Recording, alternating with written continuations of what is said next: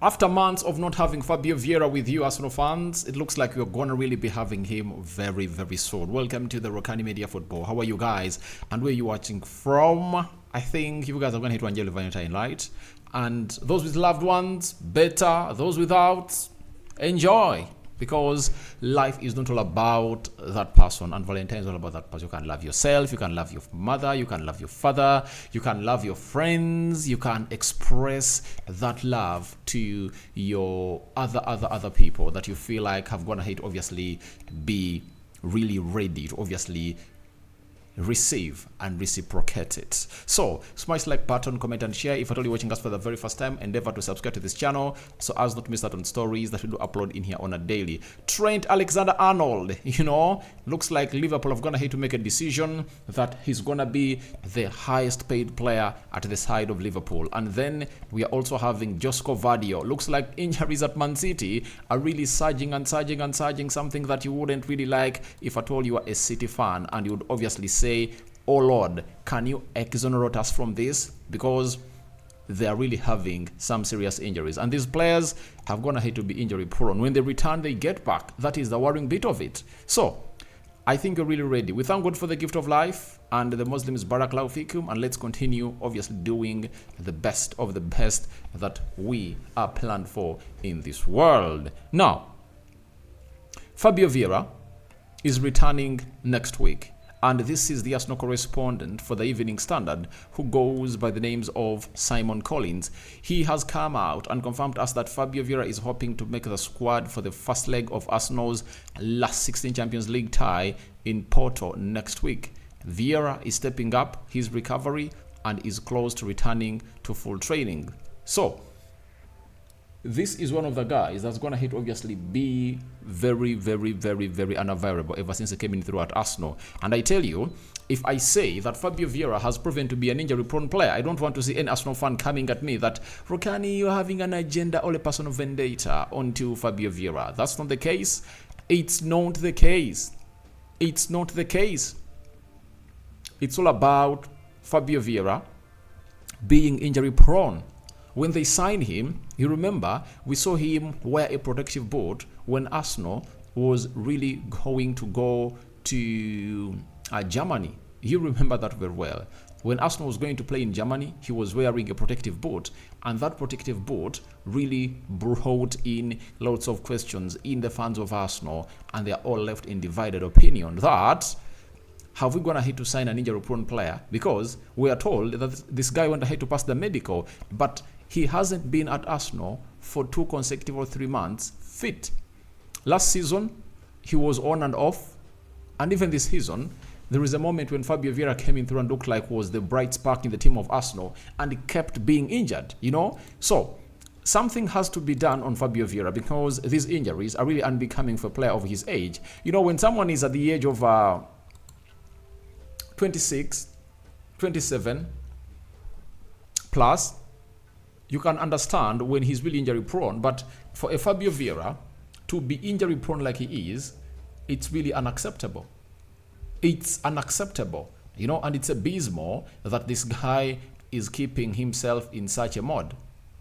You get? So all I want to let you know is simple. This guy is injury prone, and he cannot come out and obviously demand for his getting into the starting 11 of Arsenal. And remember, there are moments when he had gone ahead to obviously get into the starting 11 of Arsenal and was really playing very well. But right now, he's just returning. He's just 23 years of age. So it's really very annoying that in just half a season, he has gotten like 1 or 2 injuries. At that age, you're supposed to be really playing consistently. And trust me, this manager of Arsenal was willing to obviously get him into that team, especially in the midfield three of him, Declan Rice, and Martin Odegaard. So if he doesn't really work on his fitness, trust me, time is going to come when Arsenal is going to really get rid of him. Because Arsenal has plans of getting in players like Douglas Luiz, and if at all they get in players like those, then what will be the need of really having a player like him at the side of Arsenal? It won't be making any sense. So this guy, Fabio Vieira, needs to obviously elevate his game, and this time on his return, he needs to keep himself fit. That is the hardest he's really having to do. So when you look at the game, Arsenal is playing next Wednesday when they're playing FC Porto, and it's expected that Fabio Vieira is going to be part of the squad. And if at all is going to be part of the squad, that means we expect him to obviously be part of the training session that Arsenal is going to conduct at the London Conley.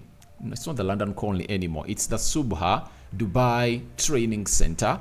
So if he'll be part of those players of Arsenal, then that means that will be a conversation, that will be a confirmation for him to return. But it is a very huge boost for Arsenal. You know, sometimes it's always better to be having a player who was playing for the team that you're going to play in your squad. For example, Fabio Vieira, he knows the ins and outs, you know, the pros and cons of really playing in Portugal.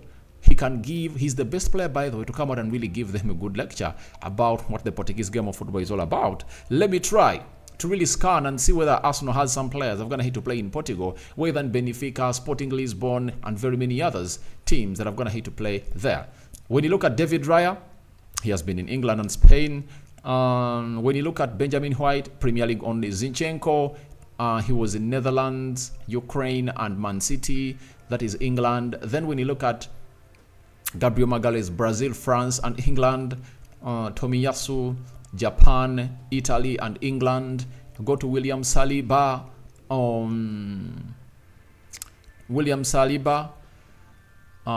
France and England.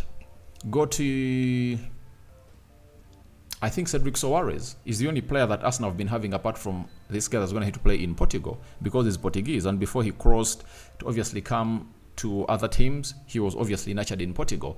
When you look at Nuno Tavares, who played at Benfica, he's out on loan. You go to Declan Rice, Jorginho, Odegaard, Kai Havertz, Declan Rice, Thomas Partey, Bukayo Saka, Martinelli, Gabriel Jesus, Edin Nketiah.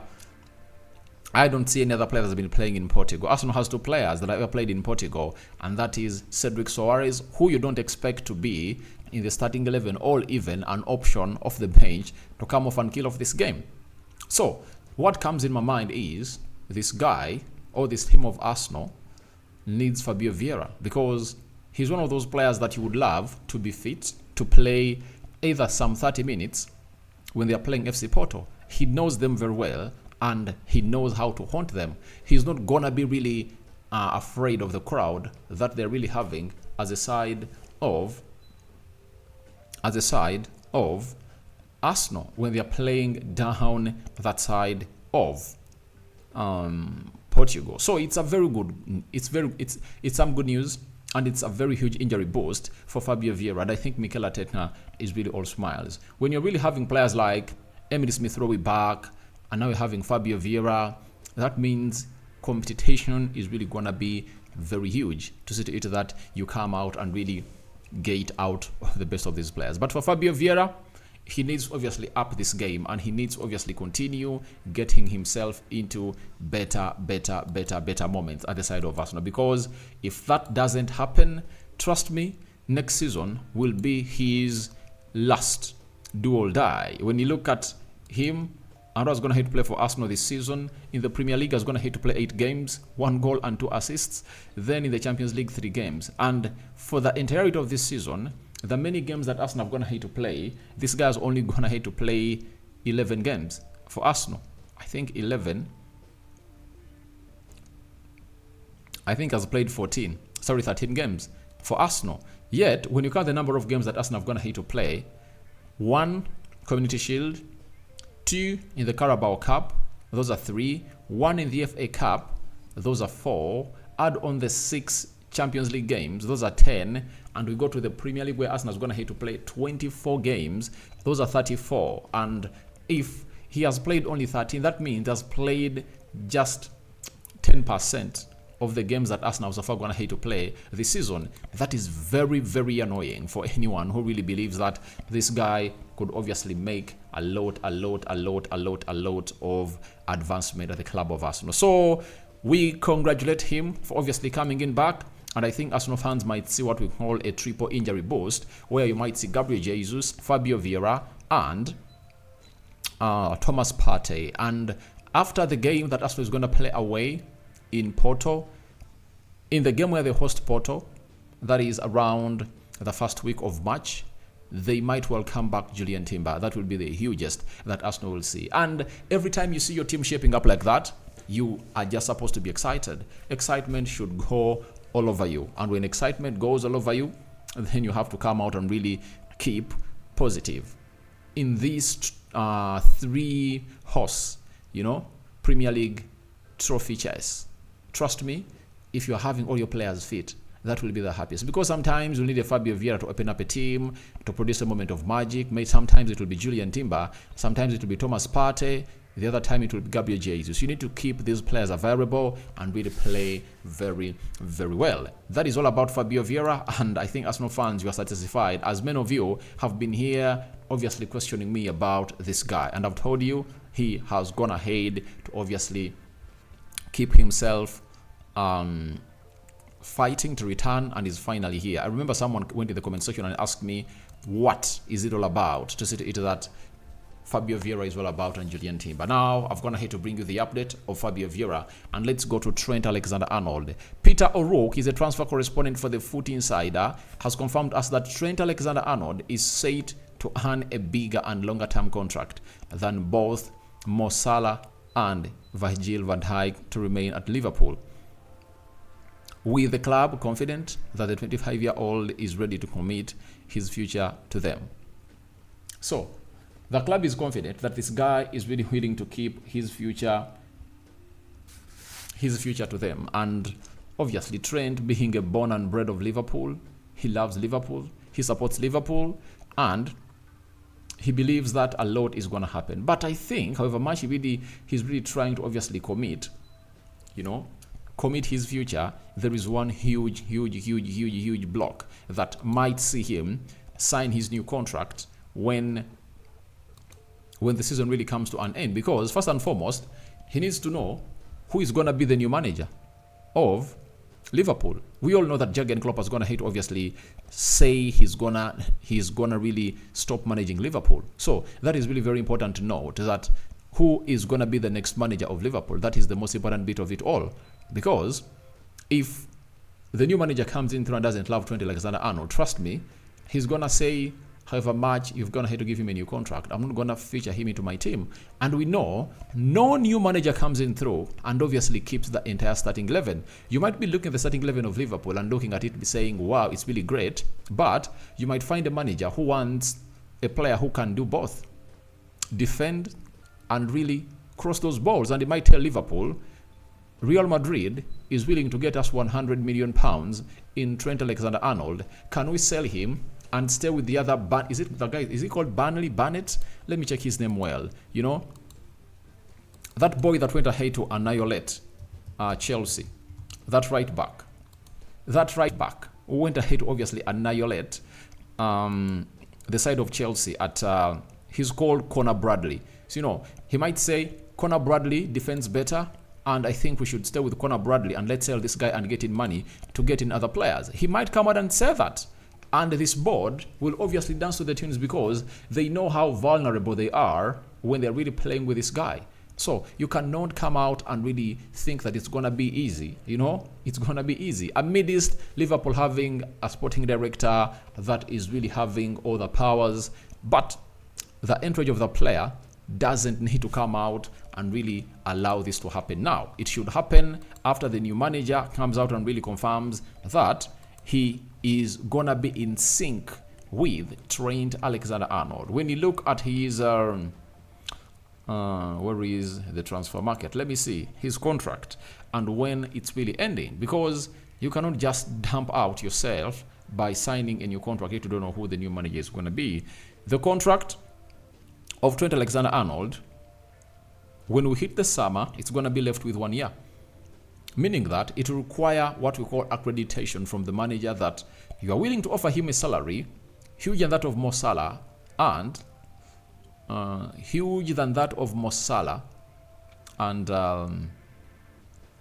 Virgil van Dijk, because Virgil van Dijk earns £300,000 a week.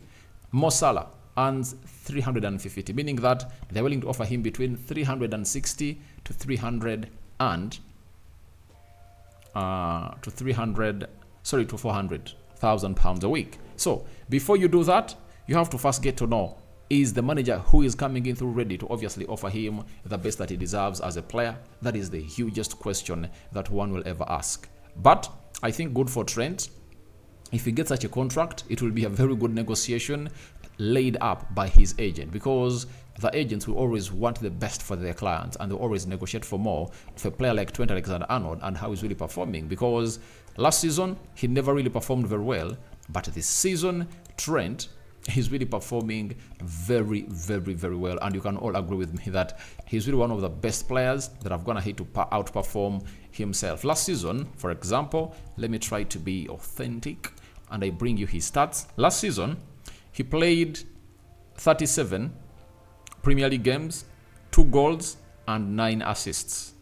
This season he has already scored the number of goals scored last season, 21 games, 2 goals and 4 assists. So it shows you that there is a huge positivity. In the FL Cup, Trent Alexander-Arnold has 3 assists this season.